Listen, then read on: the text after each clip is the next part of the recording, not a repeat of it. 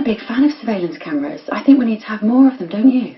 Yes. The only thing we've got a strategy to encourage people to do with their cameras is to move them down to eye level. Oh, of course, because normally it's tops of people's heads.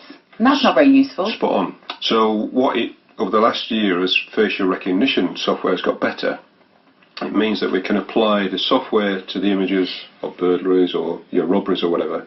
We can compare those images with the images we take when we arrest people. So when we arrest people, we arrest about 250,000 people a year. And everybody we arrest, we take their fingerprints, their DNA, and their photograph. And what we need to be able to do is to compare that photograph with the images we've got of people who commit crime. And exactly as you've just explained it, is that taking the tops of their heads is not that helpful with facial recognition, which relies on your eyes and this configuration around the nose and the mouth. So we're trying to get people, ideally, to add another camera at face level. Because of course they can't... smashed, won't it? They'd just run up and smash it, wouldn't they? Well, not necessarily. They may do, but what we see is that most criminals are pretty disorganised. They don't think about it. And of course you can put it covertly, you don't have to make it blindingly obvious. So the reason the cameras are high is twofold. One, exactly again what you just said, which is to keep it out of harm's way. But more, as importantly, is do you get a whole shot of what happened at the event. What did they do when they came in? What did they steal? Did they use a knife?